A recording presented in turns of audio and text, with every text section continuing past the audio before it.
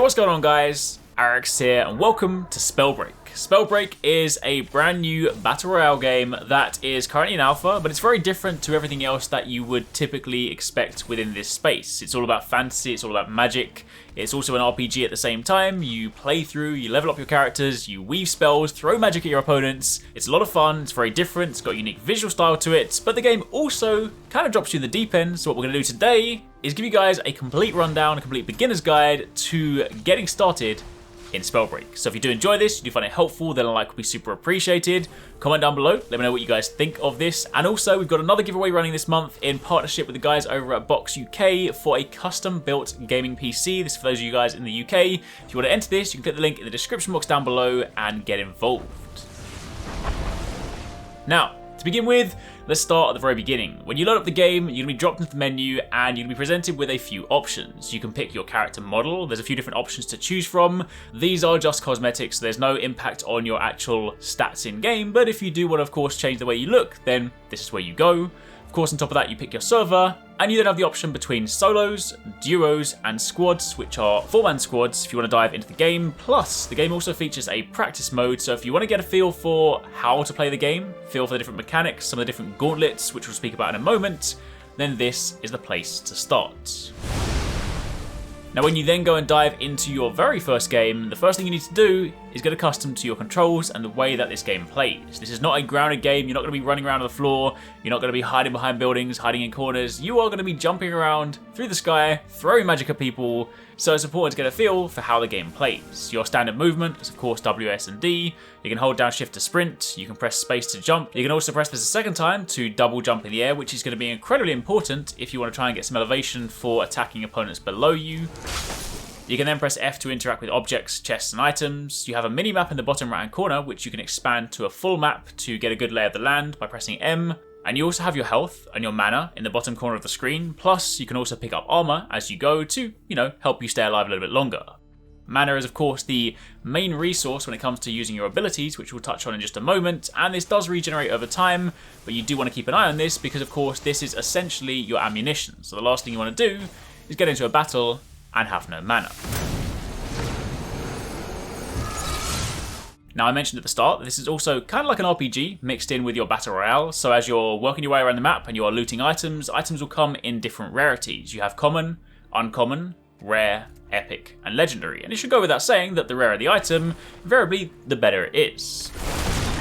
If you approach items when you're looting and exploring the map, you can then press tab to open your inventory. From there, you can see nearby items. If you have some open slots, you can then simply right-click them and equip them immediately, or you can drag them into your inventory, and of course you can save them later to then decide what items you want to use. After all, when it comes to talking about things like gauntlets, these will heavily impact the way you play the game, so it might be worth your while just kind of stocking up on them and then making your choices as you see fit.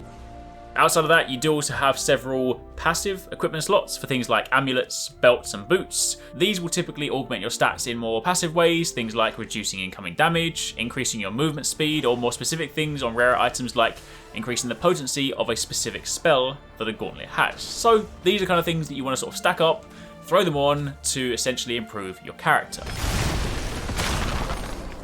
Outside of that, you then have the gauntlets, which are arguably the crux of the combat in this game. There are two gauntlet slots, your left hand and your right hand, and you use these by clicking left and right mouse buttons respectively. All of your gauntlet abilities will cost mana, so again, you do want to keep your eye on this because these are essentially your guns in this game. The higher rarity gauntlets will also do more damage, and they'll also take less mana to use. Now, when it comes to choosing your type, when you start the game, you'll of course have no gauntlets, so your basic attacks are just a simple arcane bolt, and you can hold down the button mid-air to slow your descent. However, when you start diving into the elements, there are 6 to choose from.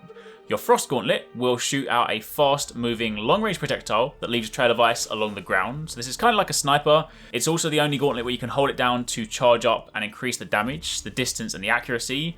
But of course, in doing that, you also drastically reduce your movement speed. So again, see your frost as like your sniper gauntlet. You will then have the flame gauntlet, which allows you to shoot a fireball projectile that explodes on impact, and it deals damage in a small AoE.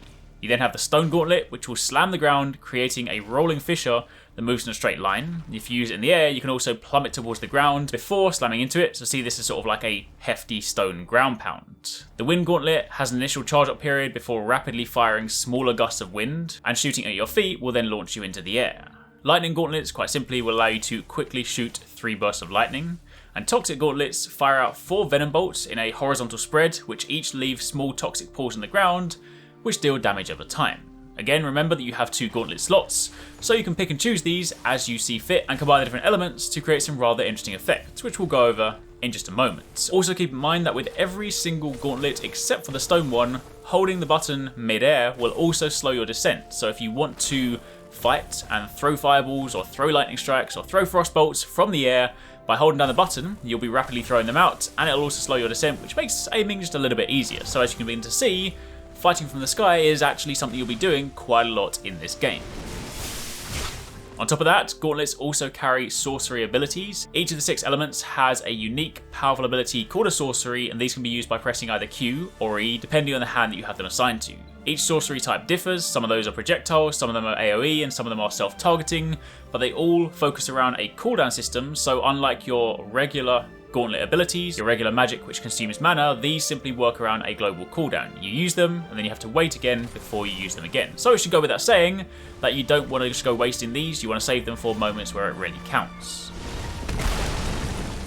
Additionally, on top of that, you also have runes. This is another equipable item.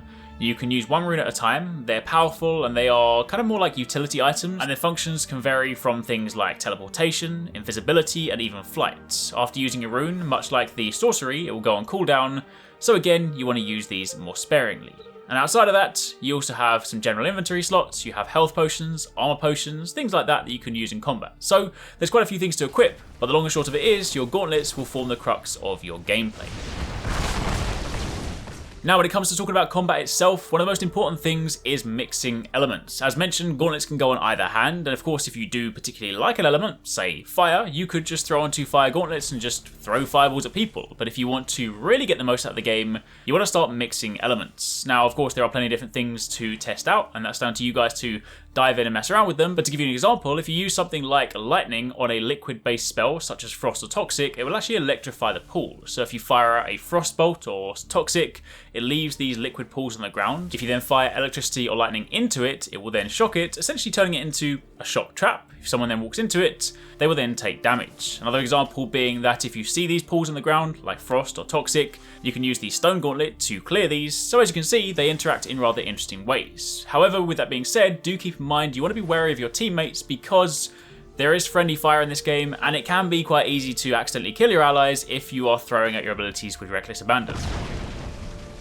Next up, classes. As mentioned, there is an RPG element to this game, and part of that is the class system. There are 11 classes in total, and you can pick 2 classes every match. These can be viewed in the lobby as well as in the game. Each of these classes comes with an initial passive ability when you select them, as well as 3 more passives known as scrolls. Scrolls can be acquired and upgraded whenever you gain a skill point, and skill points are typically acquired whenever you enter the next area where the circle is going to close to, as well as from shrines. Now, with 11 classes to choose from, there's obviously a lot to get your head around, but keep in mind that you're never bound by this. This is something you choose when you enter the game, and of course when you die and you go into your next match, you can pick again.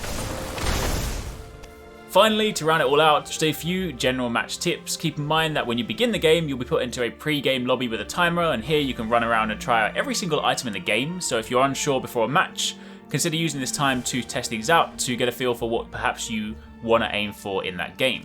You can choose your 2 classes from this point, or you can wait until you drop in to choose them. Once the timer expires, your map will then appear on screen, and from here you'll be able to see these portal locations. These look like little diamond shapes with a cutout in the middle. After 9 seconds, the portals will activate, and you select these to determine where you want to drop on the map. During the drop sequence, you can then use your arrow keys to change your trajectory mid-air to sort of fine-tune where you want to land. And also keep in mind that on your map there are yellow rings. These are rough locations of shrines which look like translucent red orbs with magic floating in the center, and if you activate these you get a skill point as well as loot. So if you are trying to sort of work out where you should be going around the map, this is probably going to be a safe bet because not only will they be valuable to you, but they'll probably be places you'll find other players. But the main thing is, keep in mind, this is a game all about mobility. You want to move, you want to stay on the move, you want to jump in the air, you want to throw fireballs, throw magic at people. This is not a game where you sneak around and hide behind a box. This is definitely more action focused, more fast paced, so get in, have some fun, and let me know how you guys get on. For the time being, that's a rundown of what you guys need to know to get started in SPELLBREAK.